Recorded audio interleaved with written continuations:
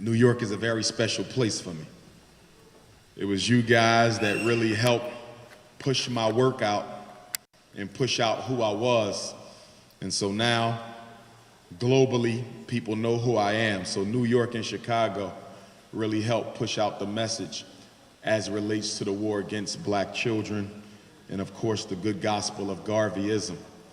First thing I want to talk about today is a project that many of you have heard me speak about over the years.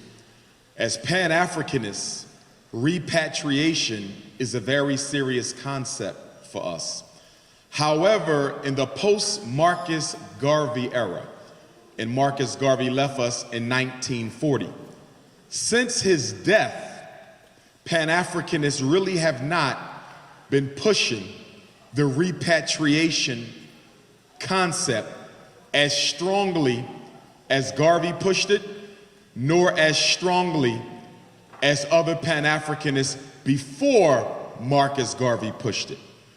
We've given up on the concept of repatriation, and we've settled for a very watered down spiritual and psychological repatriation, where you hear Pan-African scholars say, if you can't go back to Africa physically, go back to Africa in your mind.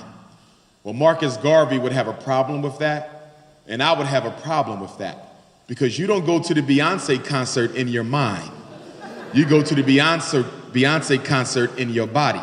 You don't go to the clothing store in your mind. You don't go and get your nails done in your mind. You don't go and buy a new car in your mind. So if you don't have to travel with your imagination to all these other places, why do you have to travel with your imagination back home to Africa? Now, for those of you who don't understand repatriation, let me explain it to you. Because a lot of people think repatriation means that all African people in America are supposed to pack up and move back to Africa. Not only you, but the Africans in Europe are supposed to pack up. The Africans in Central and South America are supposed to pack up. The Africans in the Caribbean are supposed to pack up. The Africans in Australia. Everyone should pack up and go back to the motherland. That is not repatriation. Repatriation is scientific and it is strategic. And as His Excellency Marcus Messiah Garvey spoke of it, repatriation is only for those who can give something back to Africa. Only for those who are loyal enough in their Pan-Africanism and in their African ideology to want to go back and do the groundwork. It is not for all Africans. In fact, Mr. Garvey said, quote, "Some of you are no good in America and will likewise be no good in Africa. I have no intention of sending every Negro back home." Well, I'm here to tell you, 80 years after Garvey, I am also not interested in sending every one of you back home. Could you imagine what it would look like if 40 million black folks showed up in Nigeria, or showed up in Ghana, or showed up in Ethiopia, or showed up in Tanzania, or showed up in South Africa, or the Congo, 40 million deep, getting off Noah's Ark, not with 2 giraffes, but 2 white girls on your arm. Not with 2 lions, but a basketball and a football under each arm. Not with 2 chimpanzees, but with a bottle of relaxer and a bottle of blonde hair color under each arm. The point is, repatriation is not a utopic ideal. So then what is it, Dr. Umar? Repatriation is based on the premise that as Africa goes, so goes all of Africa's children. That means what?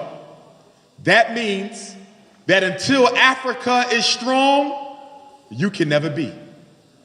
If you want to know why we haven't gone further in our civil rights struggle, if you want to know why we're still being murdered by police, if you want to know why you've never gotten a share of America's wealth, look no further than the condition of your mother continent.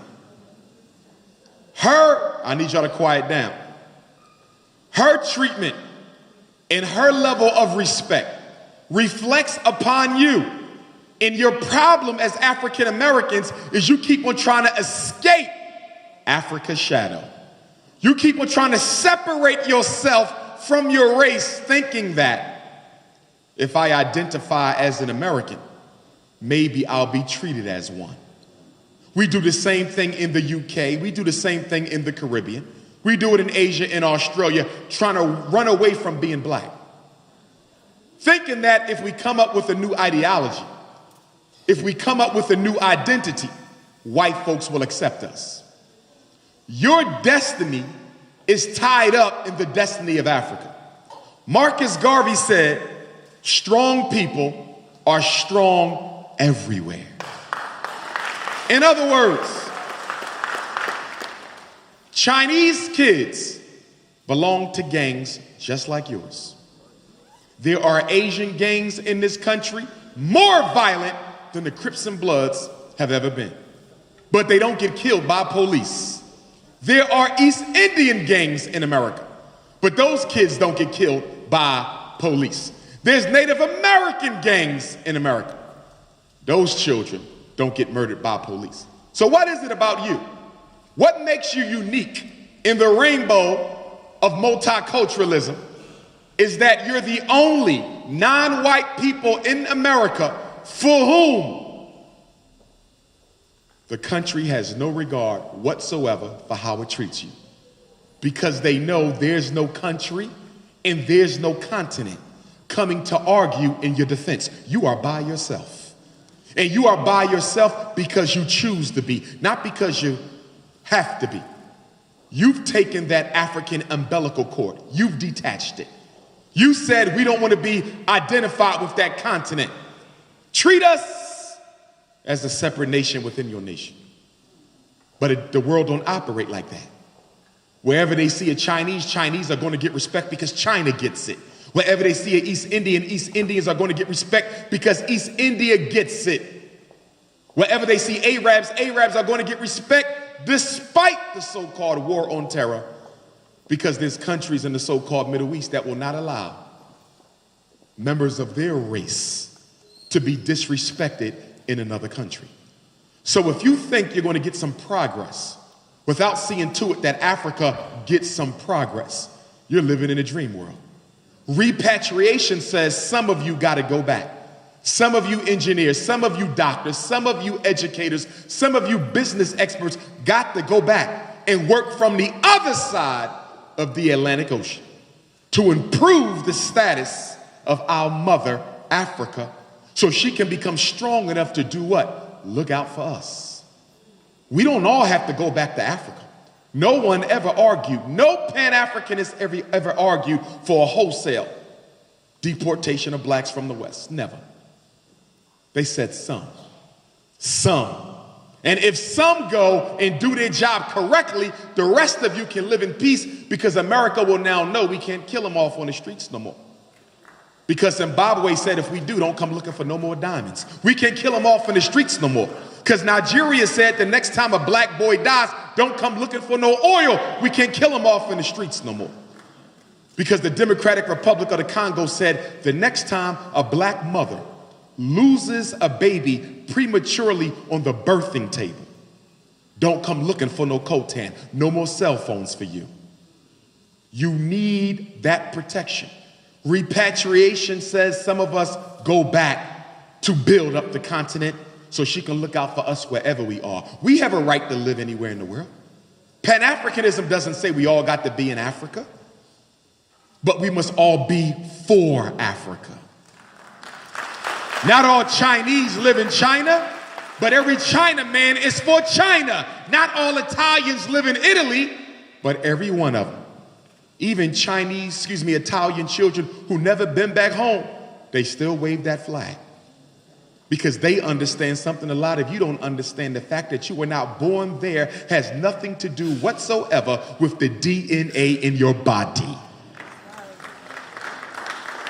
So in 2017, I'm working on a repatriation project. I want you to hear me well, because some of you may be interested. There's going to be 2 of them. We're going to spend 8 to 12 weeks in East Africa. And then we're going to spend 8 to 12 weeks in West Africa. You can sign up for one, or you can sign up for both. That's up to you. In order to go, you will be interviewed and evaluated and investigated, because I can't afford to let one Negro infect the group that we're taking back home. Do you understand?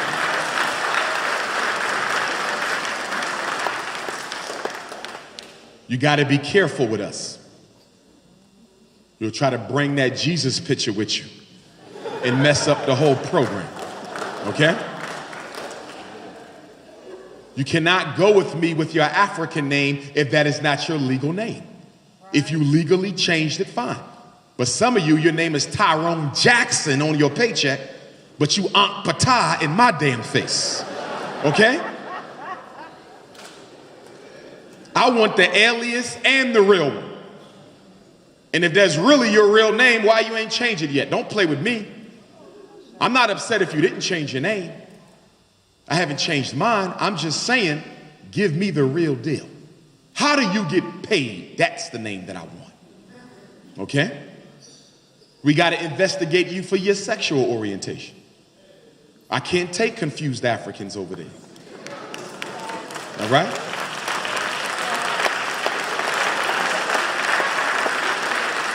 We're going to have to investigate you for your racial, romantic orientation. Brother, you got a white wife? You can't go with me no damn way.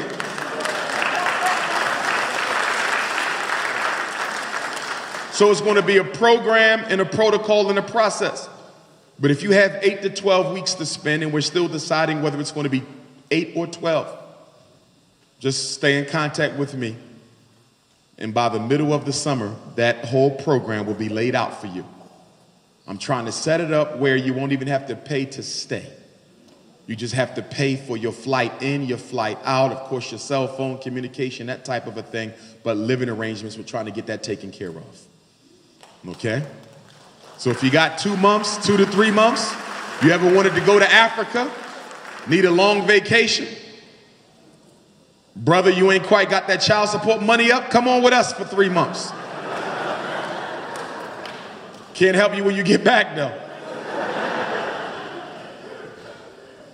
Elders, you are welcome. College students, you are welcome. But of course, you need to make sure that meshes with your studies. But maybe you can take that time spent in Africa and use it for a project and earn credits while you are there. Okay? So that'll be coming up soon. I'm looking forward to that.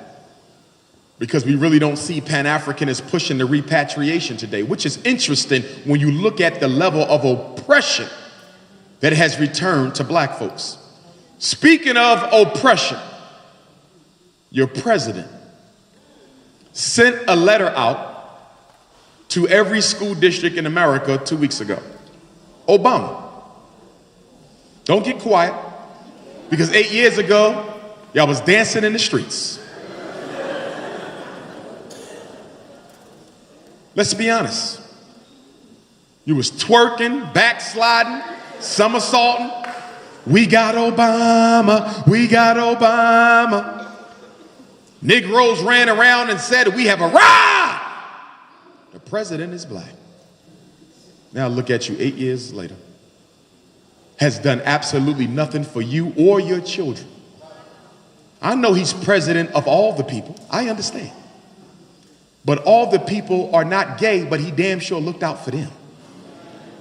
I understand he's president of all the people, but everyone in America is not a Latino, but he looked out for them.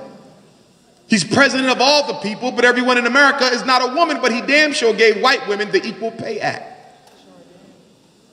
So why is it that he got to be president for everybody when it comes to us? But it's okay for him to just be concerned with gay folks sometimes. It's okay for him to just be concerned with Latinos sometimes. It's okay for him to just be concerned with illegal immigrants sometimes. He can pay particular attention to every other non-white community in America, but when it comes to you, you're not allowed to expect anything from him.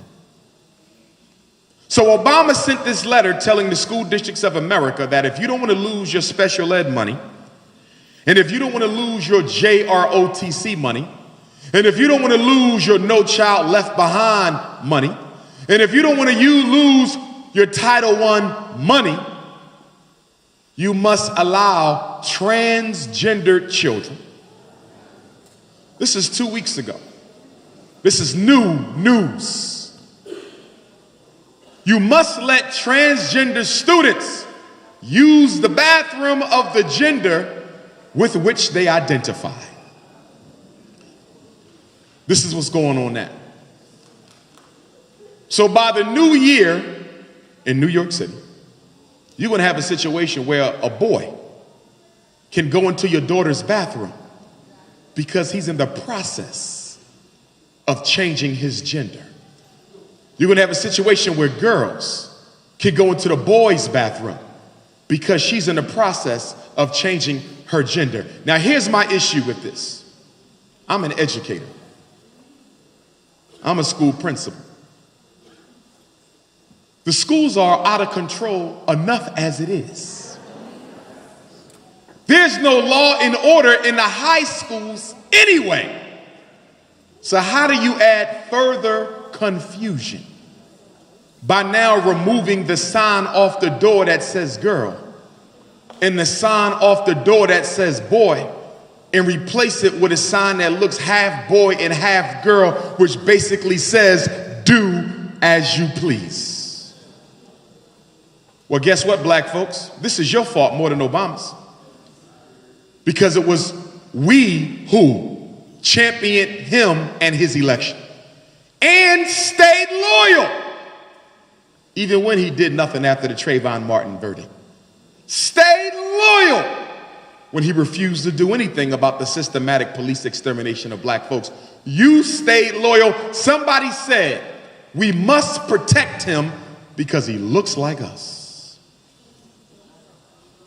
Bill Cosby looked like your ass too. But you ain't rushing to help Bill. You let the bourgeoisie manipulate you and your loyalty into defending Negroes who are pro-status quo. Obama don't care about nobody in this room.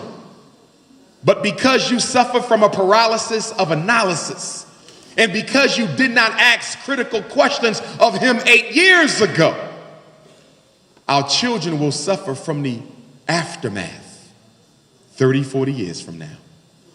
Let me tell you why Obama was put in office. I want you to be clear. Every president is given a domestic agenda and a foreign agenda. Every president.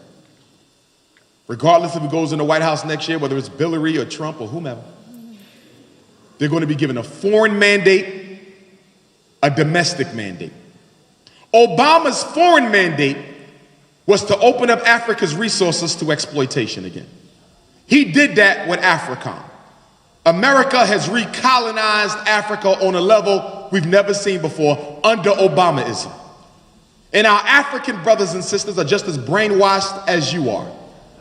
I was in Africa on the eve of Obama's first and second election, and I couldn't tell them brothers and sisters nothing.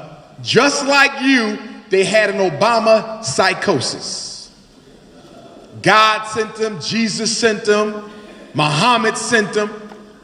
So when Obama came to their table, they opened up the resources because his daddy allegedly was an African. That was the foreign mandate. Take back Africa. Guess what the domestic one was? Check this out. 8 years ago, the United States government, Hillary Clinton, because she's a population control junkie, we're going to get to that in a minute, because a lot of y'all pro-Hillary. First of all, I disagree with anybody who creates a dichotomy of any white person or people whatsoever. To paint Trump as the devil means Hillary is an angel. You should not be doing that. You're confusing your children. Hillary is no better than Trump. They are the same when it comes to African people. There's no difference there. The difference is only in your mind. Hillary Clinton is a population control junkie. You think you got abortion now? You've seen nothing. You think you got hysterectomy now? You've seen nothing.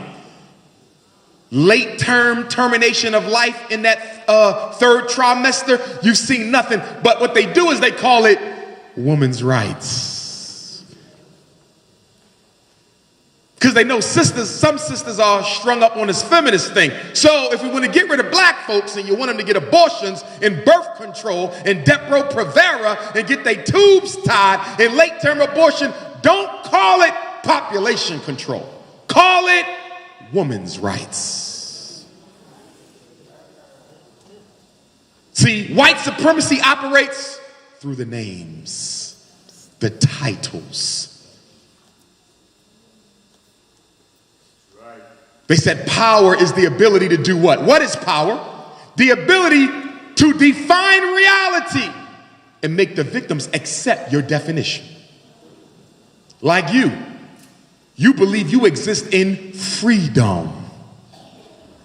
What the hell is free about you? We're not free.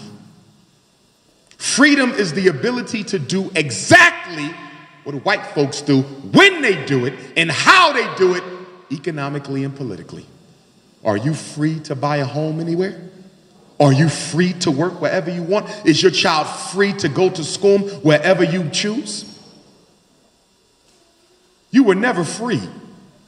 You were emancipated.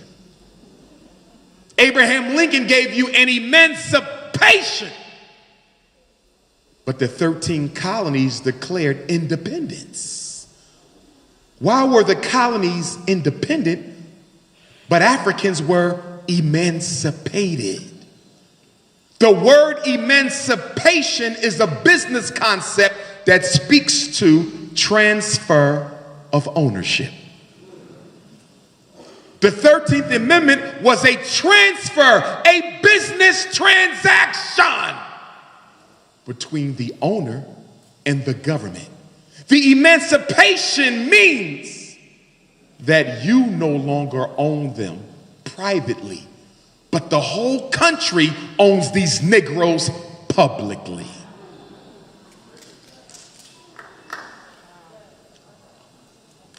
Eight years ago, the white man said, we got to find a way to push homosexuality.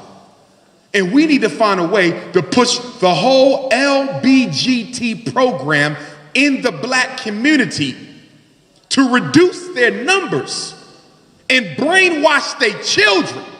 But we have to do it in a way that they would accept. See, they have think tanks. The white man got think tanks. Where they sit around and strategize, how do we push this on black folks? Because they said black people are largely not a homosexual people. Yeah, they've always had their gays in their family, but they know to stay in their damn place and keep that stuff out the view of the family. Am I wrong? Okay? We've had aunts and uncles and brothers and sisters, but they know you don't come out with that. We understand. But that shit don't see the light of day in this house. Right? That was the code. We used to have a code. So they said, how are we going to get black people to accept wholesale, out in the open, unrestricted homosexuality, unrestricted lesbianism, unrestricted bisexuality and transgenderism when this is not who they are? How are we going to do this? These people are not for that. The black church is not for it. They said, here's what we're going to do. George Bush's second term, we're going to ignore the Constitution that says separation of church and state. And we're going to allow the black church to start receiving federal grant dollars. And once the black church starts receiving shut up money from the government, they will shut up. That's preparation. Then we're going to put Obama in office because Negroes have a self-esteem deficit. so that whenever they see somebody who looks like them, they stop analyzing their agenda and they stay focused on their skin tone. So while black folks are celebrating Obama, paying no attention to his policy, we're going to push the LBGT culture on the black community under the disguise of a black president who's really carrying out a gay agenda. And so the past 8 years, most of you have changed your position on LBGTism purely off of the basis of Obama's influence. Now, let me tell you what's interesting about Obama. His first term of office, he said very clearly at the podium, I believe marriage is between a man and a woman. If you don't believe me, it's on YouTube. Marriage is between a man and a woman. I will not consent to marriage being between anything other. This is Obama running for president, first term. Second term, he becomes the first president in American history to approve same-sex marriage. One was a setup, the other was a takeover. Obama was not put in office to be a reparation to you. He was not put in office because America is post-racial. Obama was put in office to do one thing and one thing only: get you to accept the LBGT takeover of the black civil rights movement. Are you aware that homosexuals have gotten more rights in 4 years than you've gotten in 400 years? Are you aware?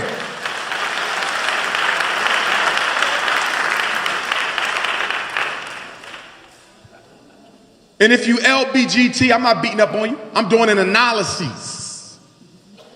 I don't hate our LBGT brothers and sisters. I don't. I'm a therapist.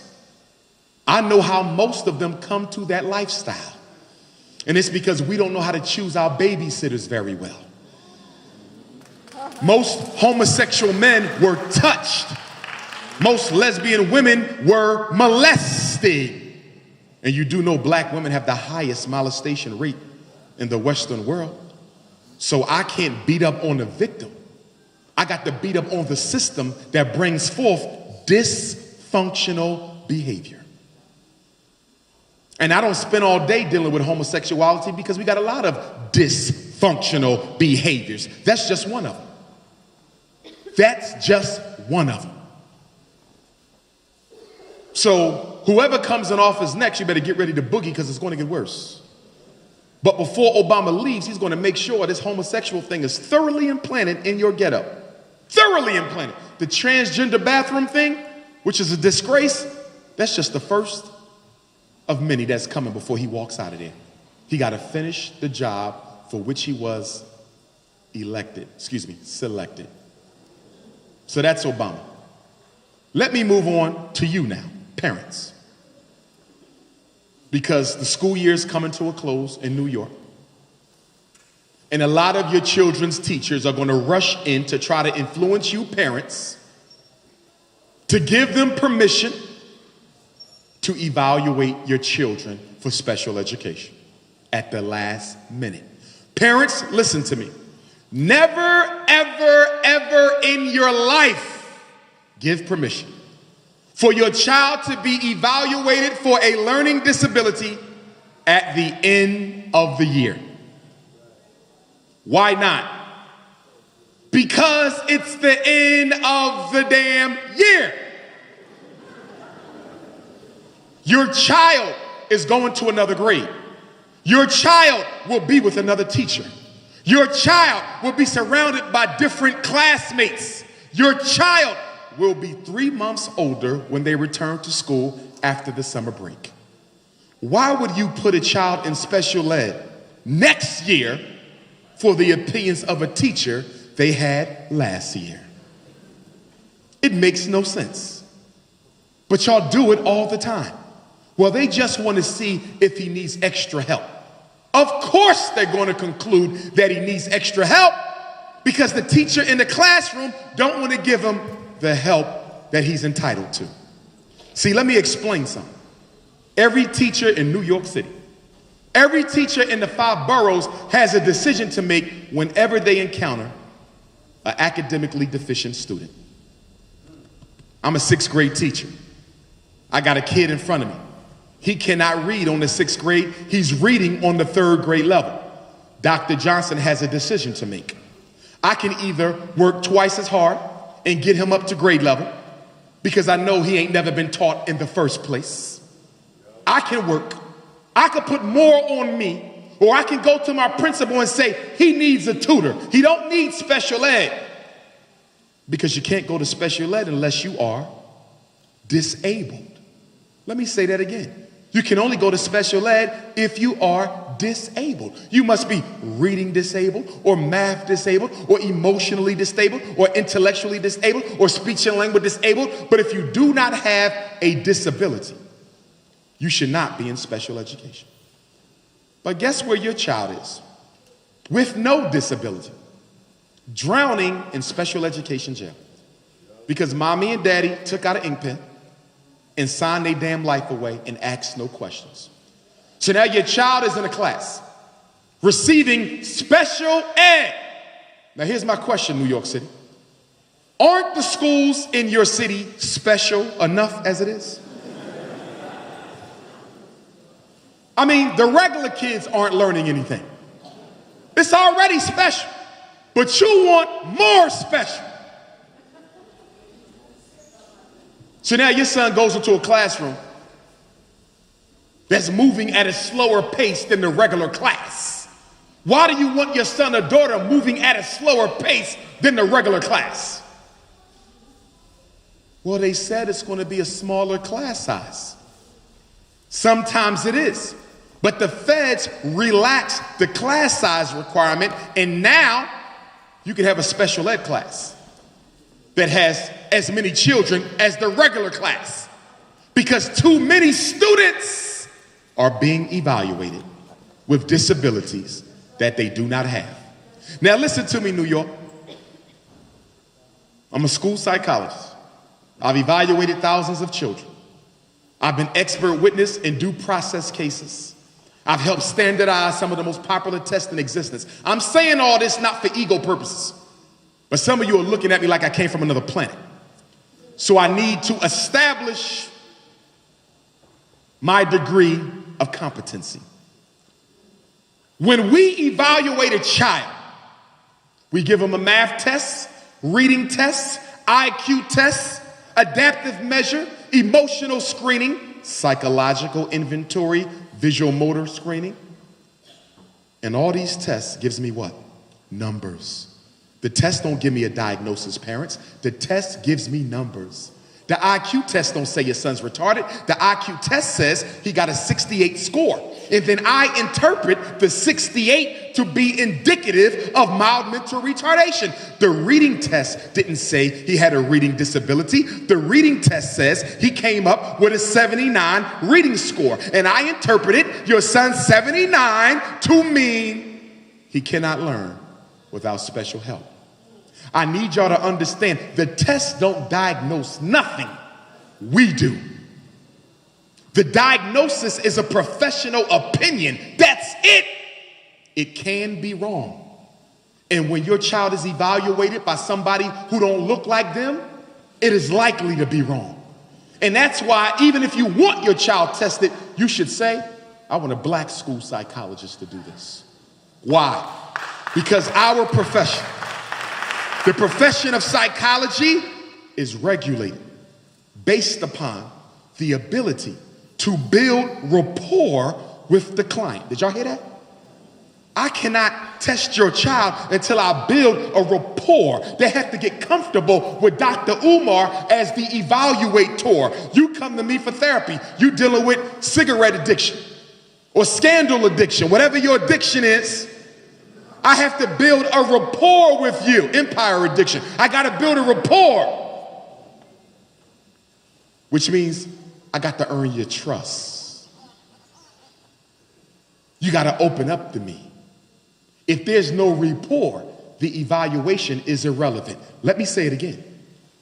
If your child don't have a rapport with the psychologist, if he do not trust them, if she does not trust them, if there's no rapport, the evaluation is irrelevant. Did you hear that? I'm telling you that many of your children do poorly on purpose to get away from the person who giving them the questions. Let me go a step further. 40% of your child's test score is based on the attitude they had when they took it. In other words, Raheem scored below basic, but he all A's in math. Is the teacher exaggerating report card grades? Possibly. But guess what? The teacher may have been honest with your son's scores, but when Raheem took that test, he really wasn't interested in doing his best. It's what I call self-sabotage by black children.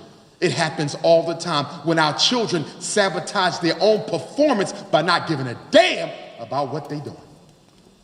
And this is where you come in.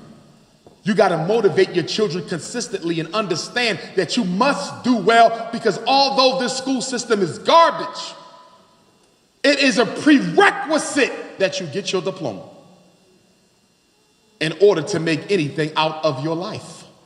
But the reason a lot of our children are not motivated to do well in school is because you don't motivate them at home to do so. I mean, let's be honest. How many of you actually check your child's homework at night? Let's be honest. And half the people clapping lying. Let's be honest. If I go to your house right now, is there an encyclopedia set, A through Z? Raise your hand if you got a complete set. 1, 2, 3, 4, about a dozen. About a dozen. What's going on with the rest of y'all? Oh, I know you took the encyclopedia money and bought a big screen HD TV flat screen. That's what you did with the encyclopedia money. The TV is bigger than the room it's in. And some of y'all know this because I've been in homes where the TV is so big, they got to tilt the TV so it fit in the room. Ghetto fabulous. Is there a dictionary in your house? And I'm not talking about the small one from the dollar store. A real dictionary, that heavy big boy. Is there a thesaurus in your house? Or is there only the internet? So when your child doesn't know the answer to something or doesn't know how to spell something, you just send them to Google. And they Google everything until they googly-eyed. And now your son and daughter submitting book reports with words in them they can't even spell because you're raising Negroes. In 1808, the United States government outlawed slavery importation. Not slavery, but the importation. 1808. Slavery, the importation, or the system didn't end till 65. In some places longer than that. Can I ask you a question? How did they get more enslaved Africans if they were not allowed to float them in? They moved from an import system to a breeding farm system. They would get 12 black women and 1 black man, and his job was to keep those women pregnant. As soon as she dropped the baby, she healed up, get her pregnant again. It was a baby-making factory in the interests of white supremacy. Well, guess what? Some of you mothers are breeding slaves for the master. Some of you fathers are breeding slaves for the master. Just like they did it 150 years ago. You would make a baby to go serve the master. Some of you making babies to go serve the master by way of incarceration. You mom would just take them to jail soon when you get them out the hospital. Because that's where he going, the way we raising our children. We're not teaching them discipline at all. A lot of our black boys don't have no type of delay of gratification in their personality. Some of you got children who only do something when they feel like it. How many of you got sons and daughters only do something when they feel like it? Do you know what that means? There'll never be nothing. Because in this world, especially in a racist society like America's, You have to develop the ability to delay gratification long enough to do what needs to be done when it has to be done. Because only if you can do what needs to be done when it has to be done, you'll never be in a position to do what you want to do when you want to do it. Discipline. Y'all hear me talk about it all the time. Discipline is divine. God is total discipline. The sun rises every day. The moon shines every night. You get 4 seasons no matter what. 365 quarter days every year. God is discipline. But does your son have it? Does your daughter have it? But the problem is you cannot teach what you do not have. And many of our children learn to be undisciplined by their undisciplined parents.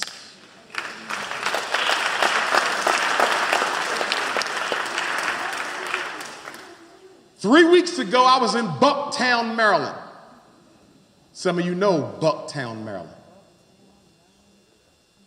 by way of its most famous citizen. Queen Mother Harriet Tubman was born there. I toured Harriet Tubman's birthland for the first time in my life 3 weeks ago. For those of you who take your children on a college tour, they will visit it again with me. Right now, they're building a Harriet Tubman Visitor Center in Bucktown, Maryland. Now, Harriet Tubman died in 1913. Why did it take them 103 years to build a visitor center in Bucktown, Maryland? Is it because white folks finally recognized what Harriet Tubman was? No. It's because that section of Maryland is financially depressed. Wow. And they need to attract some much needed tourism dollars so they can give a much needed jolt to the local economy.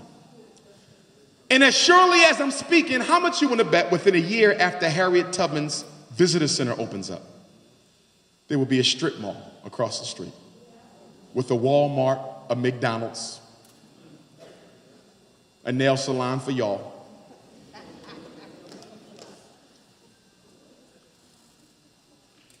And while I'm down there, we're talking about Harriet Tubman being on the $20 bill. That was not done for you. That came from the feminist movement. The feminist white women said we need to have some white women on America's currency. And the powers that be said, if we put a white woman up there, given the fact that it was black folks who made this currency possible, we're going to have to throw them a little token. What can we do to satisfy the Negro when we put all these white women on the money and they would know why none of their people on the money when they made the damn money? So they came to a compromise that let's choose Harriet Tubman. Put her on the front of the 20. But we're going to keep that crackety cracker Andrew Jackson on the back. Which is ironic, right? Because Harriet Tubman fought for freedom and Andrew Jackson was pro-slavery. They will be on the $20 bill, butt to butt and back to back. Let me tell you why they're putting Harriet Tubman on the $20 bill. I need y'all to hear me. Because some of y'all about to have another psychosis like you did with Obama. Okay, so all my schizophrenic Negroes, I need you to listen up. Don't start partying and dancing and backsliding and twerking because Harriet will be on that bill. Listen. White Supremacy 101. Military Science 101.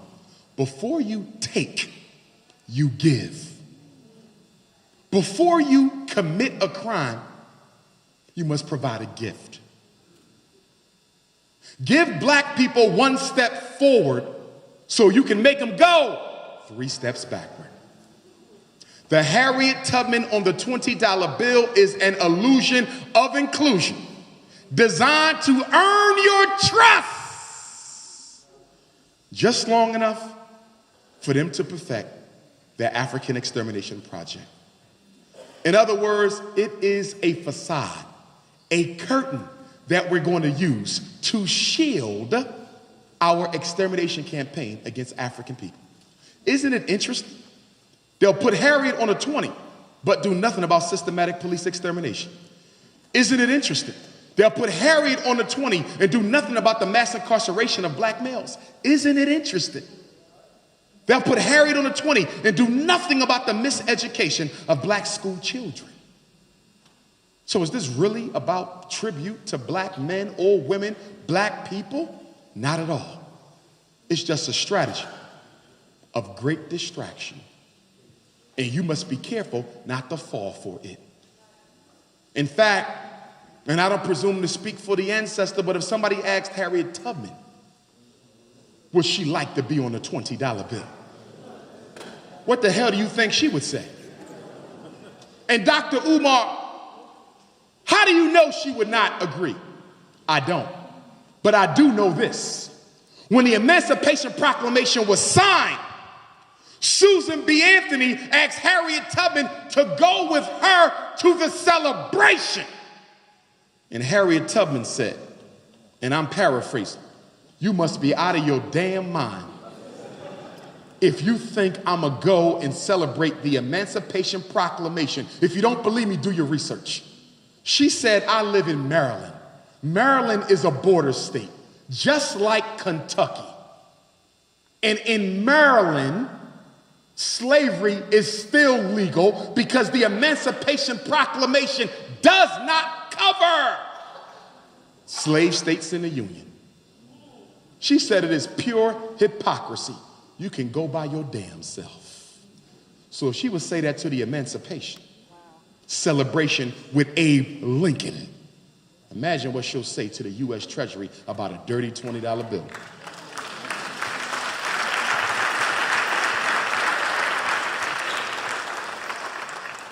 Three days ago, I woke up to an article talking about AIDS in Atlanta. They said Atlanta has the largest black AIDS population in the United States. Now, isn't this the city when we were in college, we were encouraged to move to Atlanta? Atlanta booming for black folks. Get on down there. It's opportunity. You know what all that was about? That was a damn guinea pig experiment. They wanted to get as many black folks in Atlanta as they could.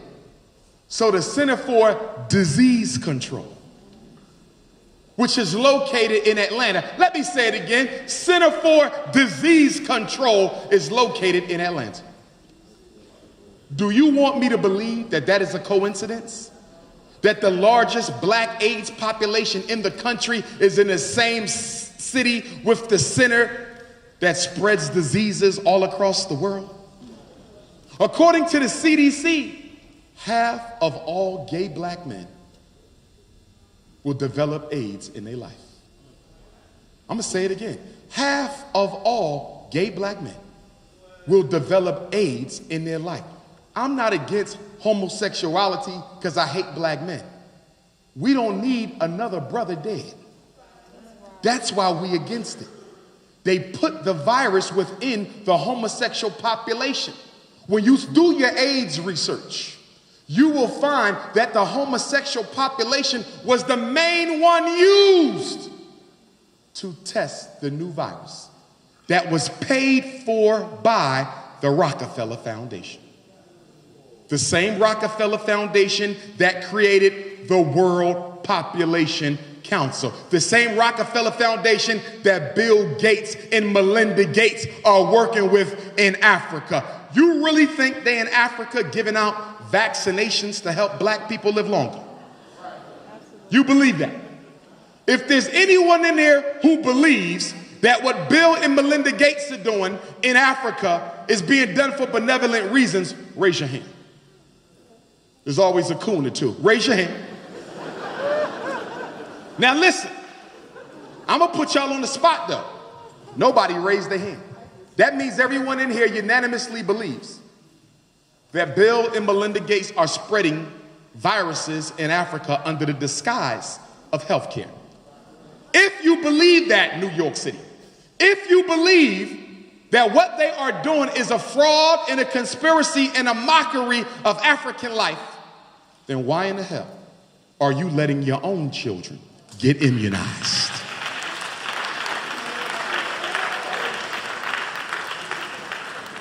Answer that. If they using immunizations to serve a negative end in Africa, wouldn't that also mean that they're using immunizations in America to serve a negative end? How many shots is your child supposed to get from the time that they're born until they complete the entire shot schedule? 0. It's over 87 shots. In some states, it's as high as 150 different shots from the time you're born until you complete them. And you wonder why black folks is crazy as hell.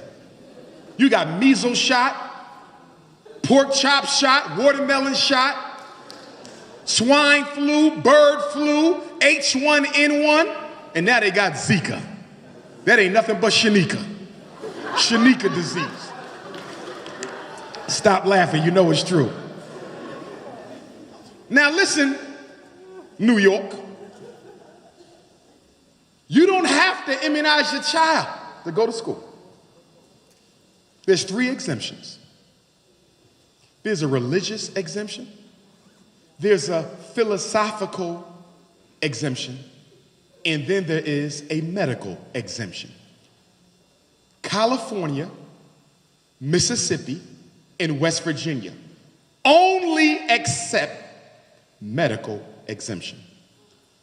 19 other states accept a philosophical exemption.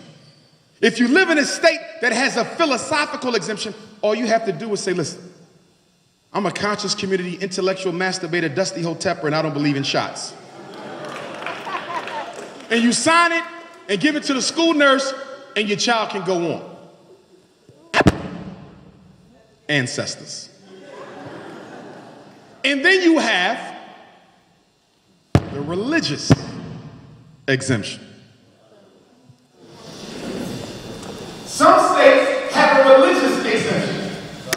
New York City and New Jersey, you guys are kind of unique. Because in New York and New Jersey, for your religious exemption, they have what's called a sincerity test. They don't trust Negroes. So after you tell them you practice voodoo, they're going to put you in a room with a whole bunch of white folks who are going to interrogate you on your voodoo to see if you really practice voodoo. And when they find out you're born again Christian, there will be no exemption for you. So that means if you want to use religion in New York and New Jersey, you better make sure you can defend and dot your I and cross your T.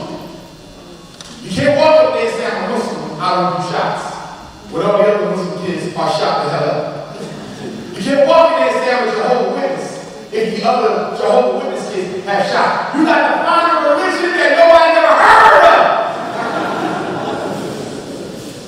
Find something from 100 years ago, you'd be the only person in New York.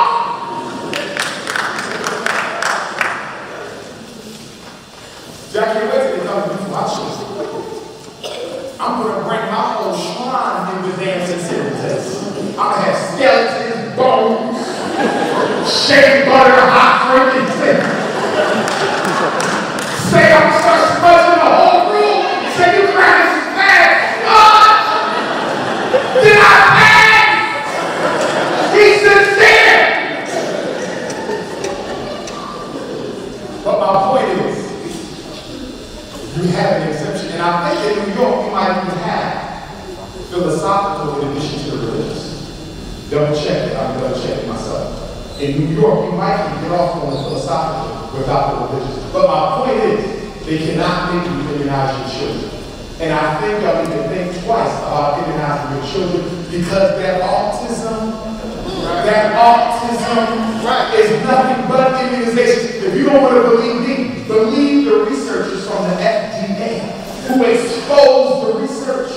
Congressman Kennedy, one of the Kennedy families, he did a whole expose with the research, not conspiracy, the documents showing that the FDA had knowledge that the immunization had a negative effect on black boys in particular.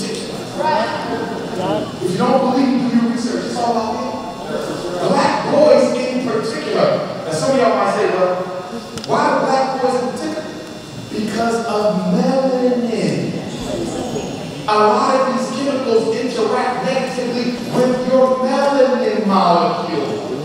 That's why you get cancers other people don't get, in addition to the fact that they be making them on up.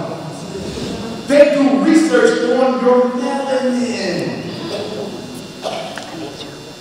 And that's why we need independent schools.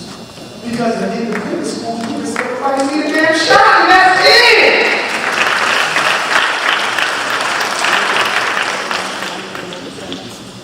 Now I gotta say something to my feminist sisters. It's feminist. Racism loves to hide behind other labels. One of the labels is feminism. Another label is LGBTism. Another label is multiculturalism. Let's start with the feminists. Black women. The white woman became a feminist because the white man gave her no freedom. He oppressed her. See, white people don't believe in equality of gender, ever. That's why the church, God is always in me. Never she, nothing feminine in church. Everything is in church. Greco-Roman culture, everything is in me. Roman Catholic Church, why don't the priest get married? Because the woman is believed to be Satan. You made Adam and Eve. You cannot be trusted, you are wicked, you are malicious, you are ill-intent, and you must be stopped at all costs. That's why they had 7 witch trials. Any woman who claims to have a special spiritual ability, you can see stuff in ancestors, oh hell no, you get burned. They do not do women. They are anti-women.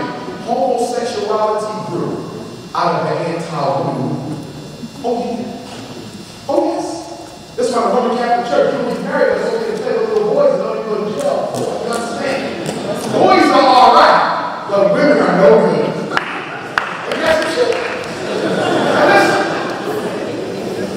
Because they believe that the woman is no good, it's better for a man who's a God to make another God than be the woman. Oh, this is the philosophy. That's why Alexander was homosexual. Napoleon was homosexual.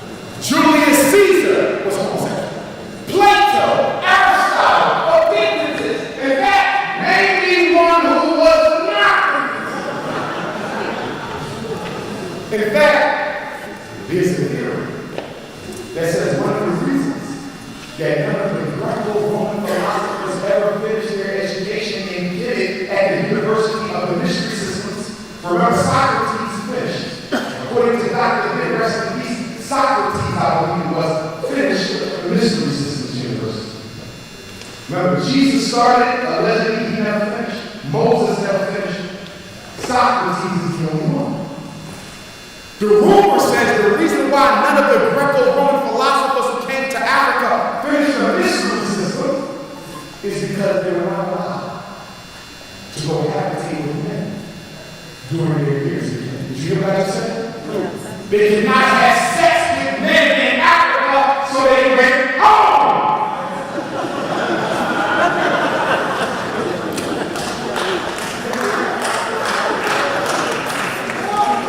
But you don't hear because you love white folks. Look at you. You are shocked of white.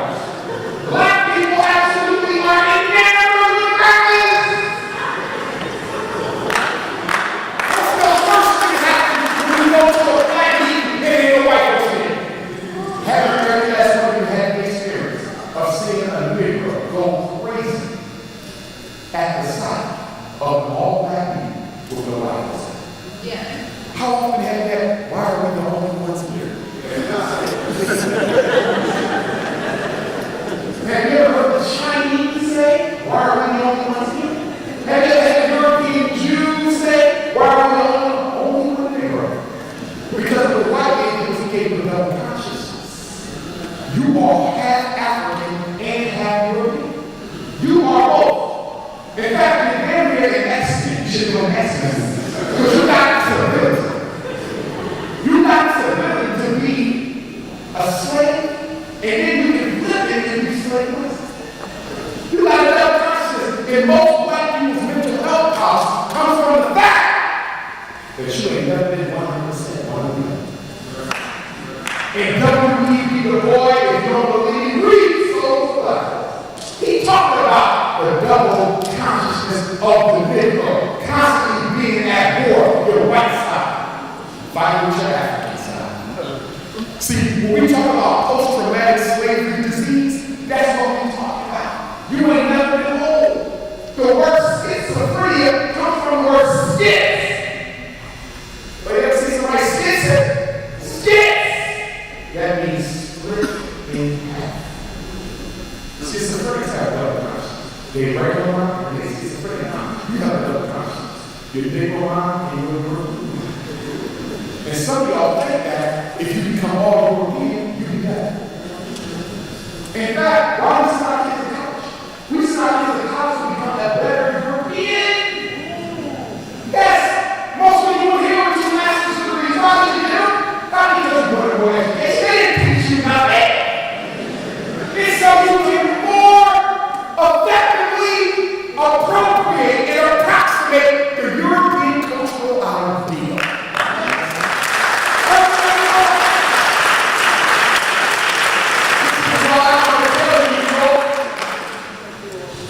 You can't trust college and get Negroes with one master's degree.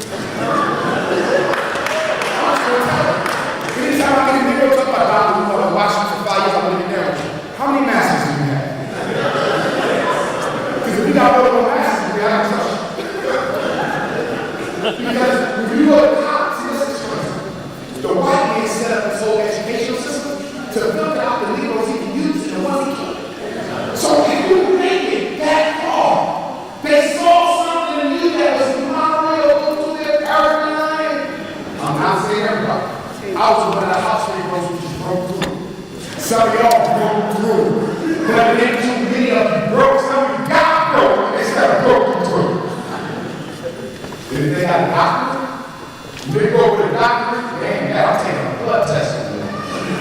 Listen, one of the biggest mistakes we make in the black community is thinking the college-educated Negro is going to deliver us from Satan. Do you realize the college-educated Negro went to college to join Satan? Negro with a doctor. We ain't gonna fight for you, New York. And what's the first thing you do is fight for you like that? Let's go find out about scholars. Negro with a doctor working in the White House. He's gonna help us. This is what y'all do. Here's how learning thing. Do you realize that being learned and being loyal are two different things?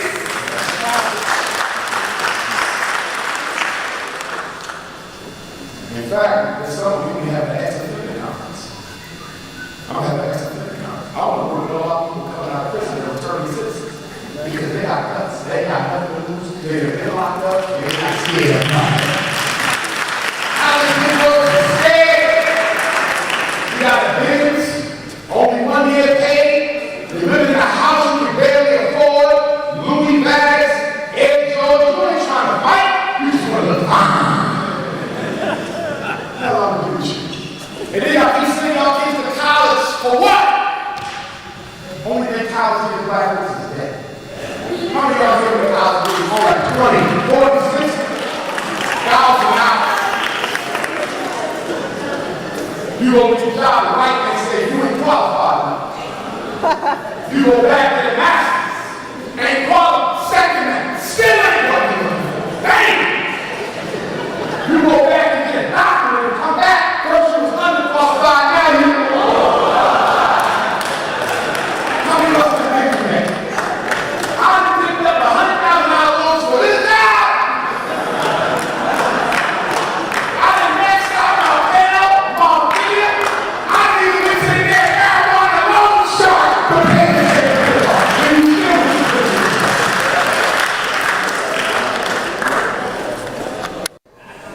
white man sent your kids to college and sent his to Wall Street. White man sent your kids to college and his to real estate school. White man sent your kids to college and his kids go to the trade school. Oh yeah. While you studying Big Beth, that boy done picked up, he done picked up an electrician license, a plumber license, a carpenter license. By the time you get your master's in Big Beth, that boy will have enough service to take any house from scratch.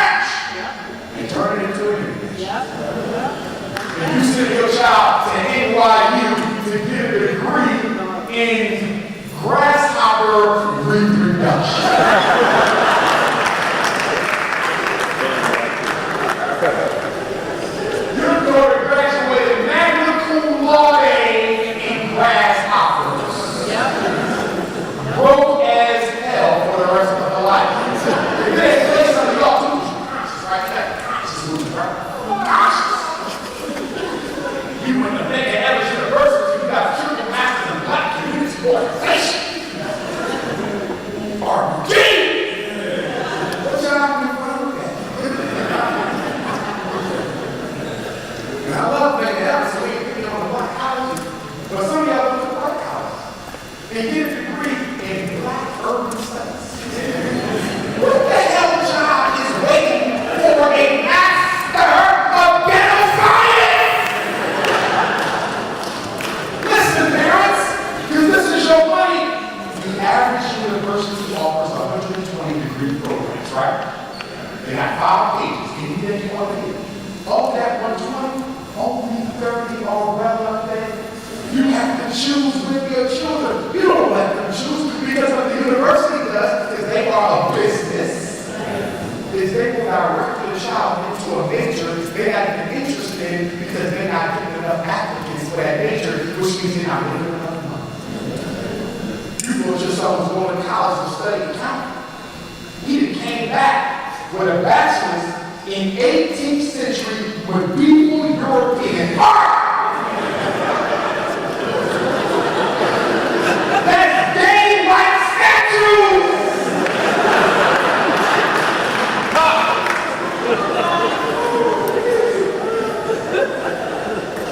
Oh, and speaking of colleges, you know all of them in college. Now I was asking speaking of HBCUs.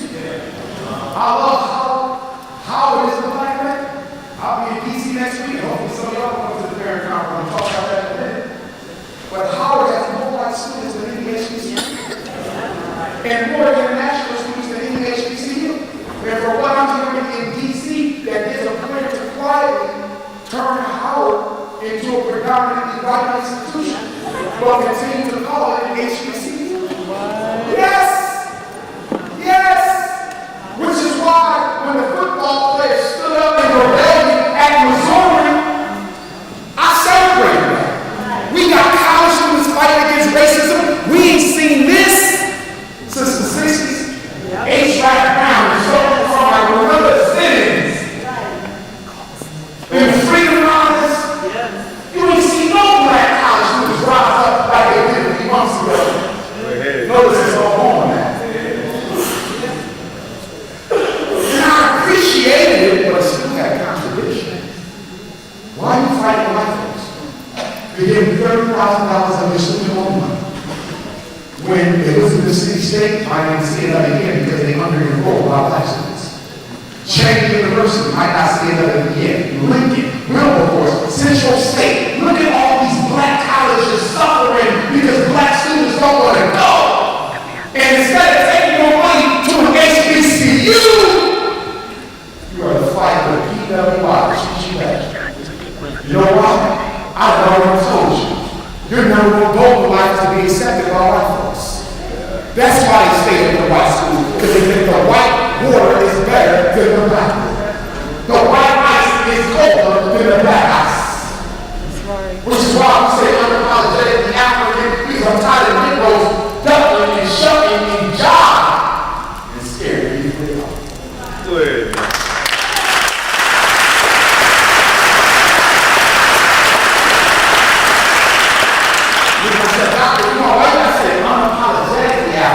Why not just African? They can see you African. But they don't know you got no backbone. Well, the Jews say unapologetically Jew because he's already there. The Chinese is already there.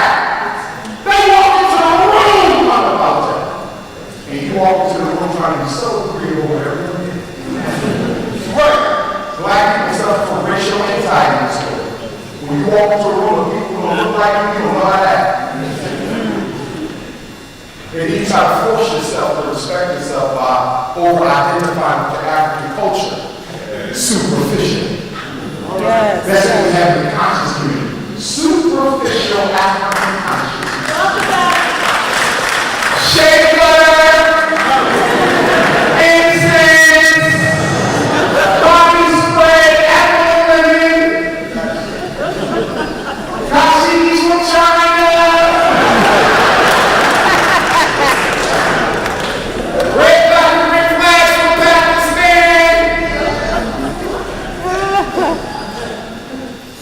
You got a little red light and green one, you gotta get one from my table when you meditate. It's always amazing. My queen mother who makes the garden, like that's the real thing. Most of your flags came made from Taiwan.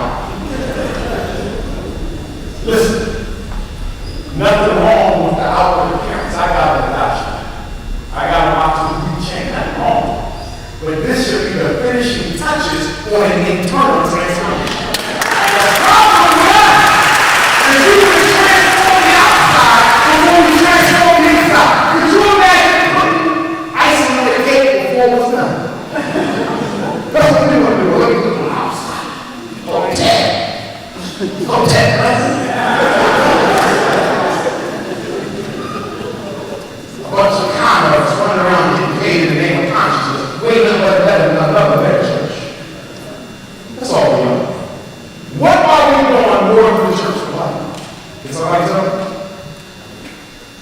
And there's exceptions to every church rule. We're in the church right now. We can't look by having this in here.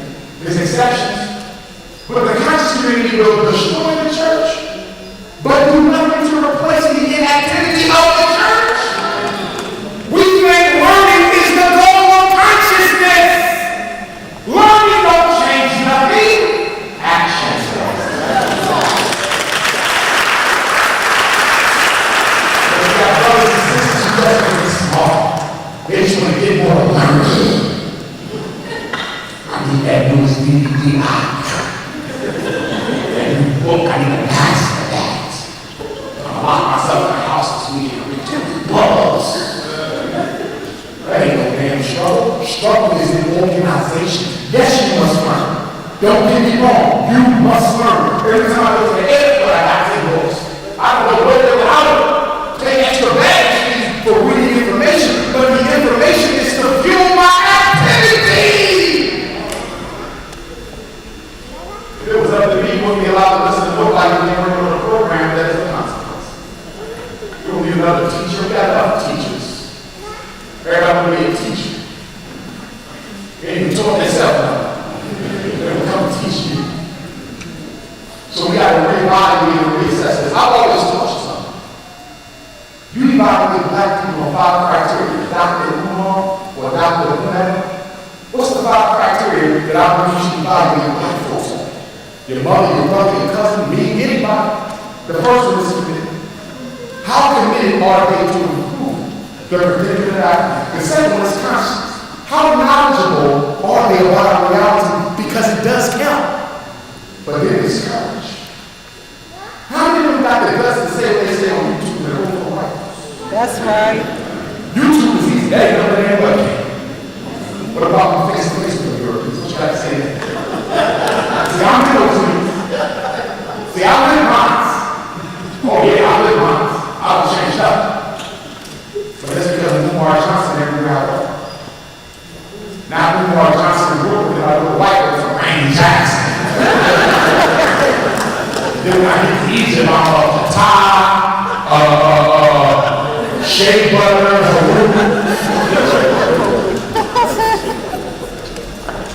all I'm saying is you gotta do it. Commitment, consciousness, courage, consistency.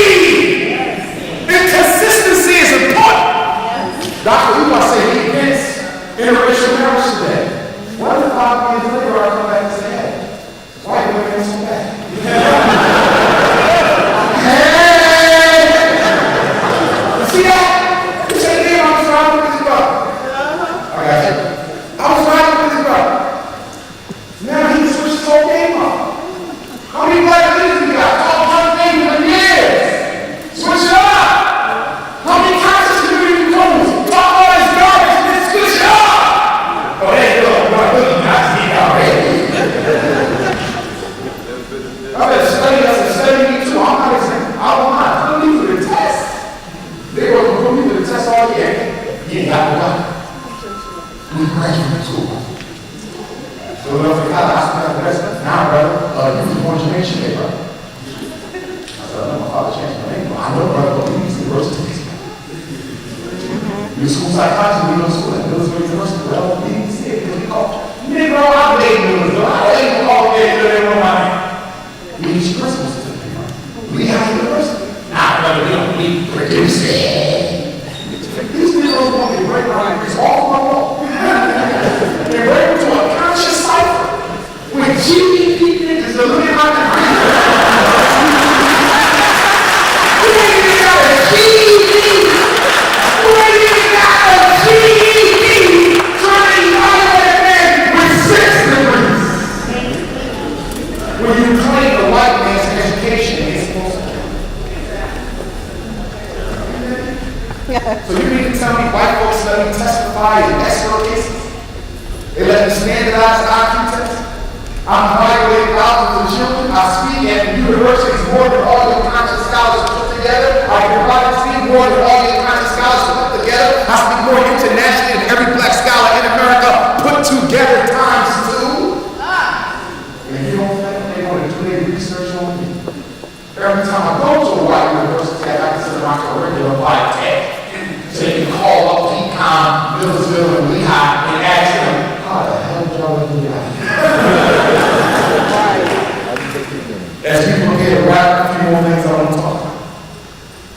I want to get back to my feminism. Black women, when the white woman fought the white man, she fought the white man because the white man didn't let her wear pants. She fought the white man because the white man told her job was to cook and make kids. She fought the white man because he said she could not vote. She fought the white man because he said she could not go to college. She could not have a business. Her place was in the home. I understood why she fought. But when you say you're a black feminist, which means you're fighting against systematic black male oppression, systematic black male oppression, can you please name a system that black men control through which we can oppress you? What black man has ever stopped his wife from doing his job? What black man has ever stopped his woman from going to college? What black man has ever stopped his queen from voting? And black woman, what black man has ever told you, you can't wait with Jesus? Ain't nothing better than a black woman in some shit. Are you crazy? If you want to be here, that is what me! Talking about self-feminism. And then they come with the multiculturalism, talking about we got to blend in with Arabs and East Indians and Native Americans and gay folks. Whoa! I'm not fighting for the right to sleep with men. That's right. No brother in here. Right. Almost no brother in here. Is fighting for the right to sleep with men. Every brother in here is fighting for the right to be a man to his woman. That's what we fight for. You cannot put me in a category with homosexuals because I live in America, they did. You can put me in a category with Latinos, I live in America, they did. You cannot put me in a category with Chinese and Arabs, I live in America, they did. And for none of those groups was there migration to America forced. For every one of them, they came of their own free will. If the tree was that bad, why the hell do we go that home?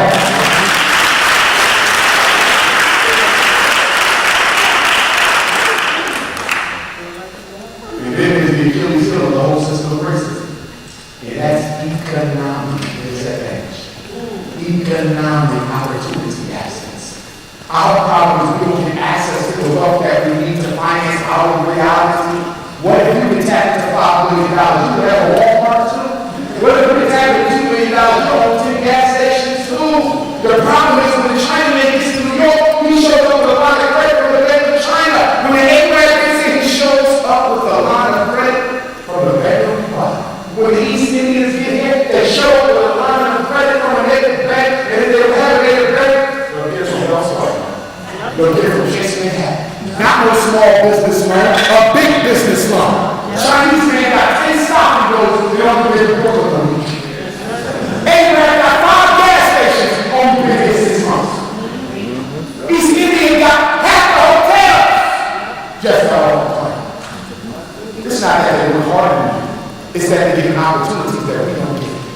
The economic racism is the real racism, not the civil rights, but the civil rights. The ability to tap into wealth and use it to build and generate for ourselves. That's what we need.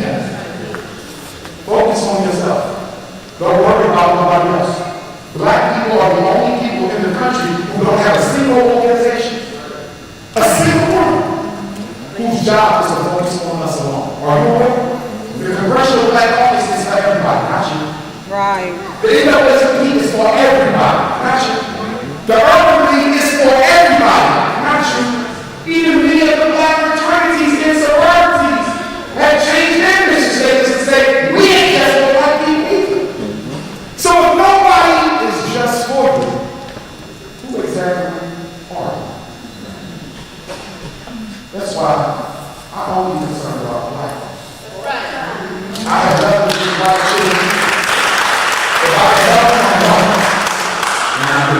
I like the kids very well. Their parents will never tell you no. I work with Arab children. I work with you. Right when you come in the store, I might hold the door for you. Don't ask me for my number though. Because you are black! And I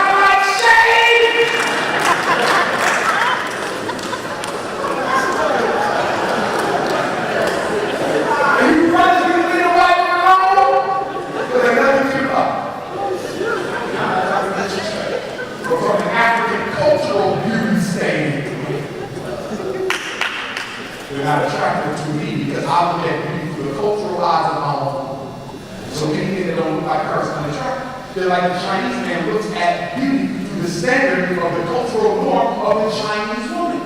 He loves her build. The white man loves the white woman's build. They don't want nothing other than that because this is the norm. Right. Black man, she got to become the norm too. And stop telling me you can't help who you fall in love with. I'm so tired of you girls telling me they cannot help who they fall in love with. I've been around white women all my life. Still around them now. Do they hit on me? Hell no. Which one is better to get than him? Sleep with him, we can conquer the world. But I'm not interested in them because you can only fall in love with a woman whose culture is wrong. If you didn't value white people, you would have never felt that white woman. It was your self-hate. It was your self-hate.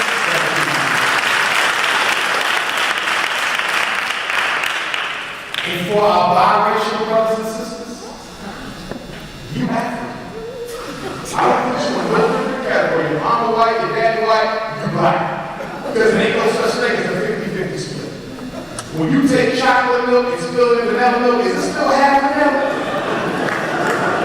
Your ass is African, but you hate that side like Obama does. And you want us to call you biracial because you consider it a status above the rest of us. Anytime you run into a biracial, talk about, I'm not black, I'm half, they would have benefited from a privilege. You ain't privileged. Only thing I ask is you to be African all day long. And some of y'all would cheat. You would be black at the Umar lecture and biracial with the Jewish grandparents and stuff. That's what I'm talking about. You ever see them with their white baby act like they don't even see you. Yo, I just walk over to you. I'm scared to be black. Which is true for me, but scared to be black. As I wrap up, brothers and sisters. Y'all been hearing me talk about the National Independent Black Parent Association? Well, we will be having our first new chapter conference in Baltimore next week. If any of you are interested, please feel free to come out. It will be at the Downtown Cultural Arts Center, 401 North Howard Street in Baltimore, Friday, 5 until 9. All day Saturday, the 28th. If you can only come on one day, please come Saturday. It's the most important. Sunday will be from 9 to 2 because I have a power lecture in Baltimore Sunday evening from 6 to 9. Also, Sunday morning, you will get a special treat as you will go to the Great Blacks and Wax Museum as a group together. And I will lead you on a tour of the National Great Blacks and Wax Museum. And if you've never had my tour, you'll love it. Okay? You want to register for that? You go to princeofpanafricanism.eventbrite.com. princeofpanafricanism.eventbrite.com. 7 committees. Special ed committee, a discipline committee, a policy committee, a social committee, a homeschool committee, a finance committee, and a parent advocacy. New York is large. That means we need several chapters in each borough. And if any of you are about more than talk, if any of you are more about more than conscious on tap, if any of you are about making significant change, and no change is more important than working with our parents to help them protect their children. That's right. I hope I see you in Baltimore next week. Also, I'm looking forward to our college tours. Some of you got 11 to 17-year-old boys and girls. June 30th to July 14th will be my 2-week college tour, 14 days and 14 nights. We're going to leave from Newark. The hotel is in Newark. We're then going to go to the Malcolm and Nation Baptist Center right here in New York, at Autobahn, Malcolm's Mercury. And then we're going to go to the world famous Apollo Fair. Y'all been there when many of y'all children have now. Then we're going to take them to the cemetery so we can pull our patients at the grave of Malcolm X and Dr. Houston and Yopkins, Paul Robeson, Malcolm, Shabazz, James Baldwin. So many of our ancestors are there. We're going to go and pay our respect. Then we're going to go up to New York and visit the Harriet Tubman Grave Museum. And then we're going to go to Frederick Douglass's grave in Rochester, New York. Then we're going to head on down to Delaware State, Oregon State, Compton State, the Great Blacks and Wax Museum, the Reginald F. Lewis Museum, the Baltimore Aquarium. I'm going to take them to Dorney Park and Brady Benches. We want to go to Virginia State, and then we want to visit the Nat Turner Trail, where on August the 21st, my birthday, 1831, Black Nat Turner led the most scary slave role in American history. His son and daughter will relive that. On the bus, there will be conscious documentaries and DVDs for them to watch as we travel.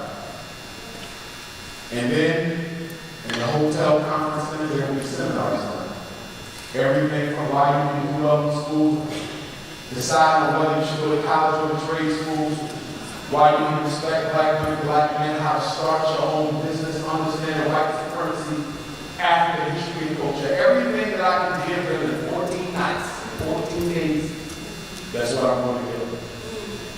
So if you got a child, you need to take that tour. Some of you, your home is off the hook. Try to get them that trip. And for those of you who've never been to Africa, we're going back for our third African tour. We're going to Senegal and South Africa. July the 24th to August the 9th, 14 days, 14 nights. We're going to go to Boreal in Senegal. We're going to go to Nelson Mandela's grave, Shaka Zulu's grave in the museum.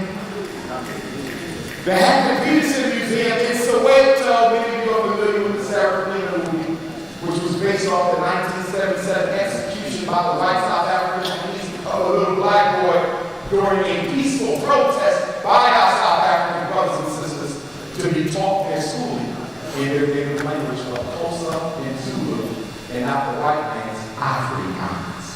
And then we're going to take you to the Apartheid Museum, so you can see how they lived under apartheid like dogs until the late 90s.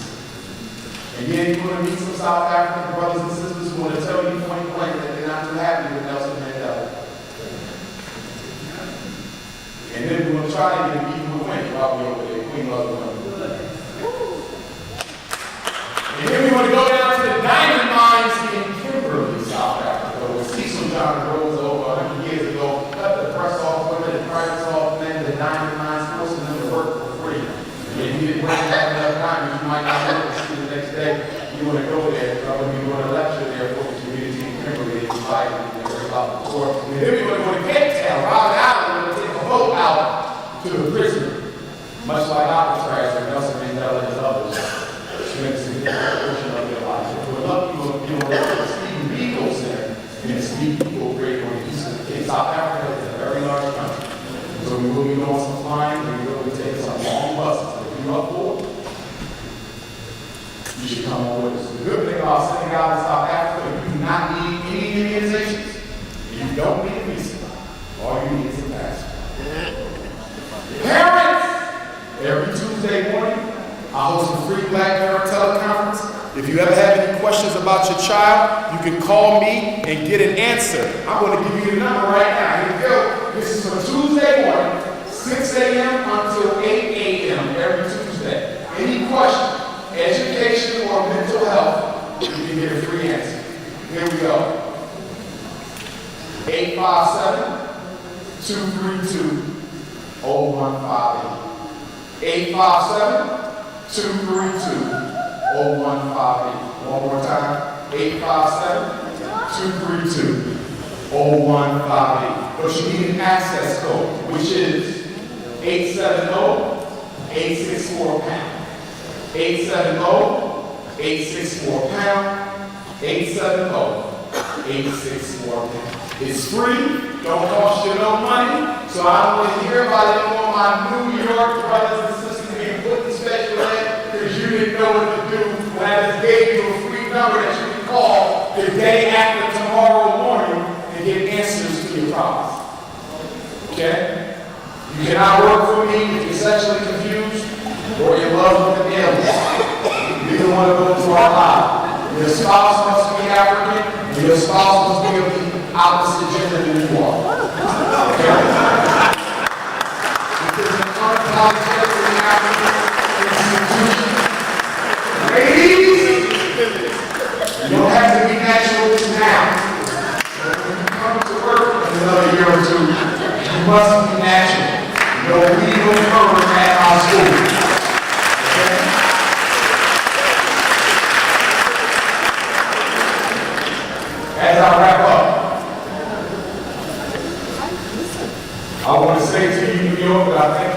love you and visiting. It's been quite a roller coaster for me, good and bad, up and down through the years, but in the sweet body, it's been all right. I've been blessed with this year and this time. And when I leave you guys, I go to the Prince Georgia tomorrow, where I'm going to be hosting a 2-day Single Black Mothers Conference. And I'm going to take that on tour. And I'm going to come back to New York and do my 2-day Single Black Mothers Conference. And I'm going to take it to other places as well. We're going to talk about the mental health of black women. We're going to talk about how black women can advocate for their child when the father is not around. We're going to talk about black women in their career and their life. We're going to talk about black women in depression, because sisters, a lot of you are suffering from depression and silence, and you're afraid to ask for help because you believe to ask for help is to show that you are weak, because most of you are imprisoned by the Superman notion of being a super black woman that says you are never allowed to need help or help you need. And as a result of that, so many black women have had nervous breakdowns this year. Suicide for black women has been going up. Alcoholism, crack use. Sisters, you are strong, but you need to recognize when you need to take a break. And that's coming from parents. Please do that. In conclusion, I want to give you the quote from my ancestor president, who said, "There is no struggle, there is no progress." Those who profess the faith of freedom and deprecate agitation are like men who want crops without blowing up the ground. They want the rain but can't stand the thunder or the lightning from the ocean, but they're scared of the awful roar of its waters. He said the struggle we have might be moral, or it might be physical, or it might be moral or physical, but it must be a struggle.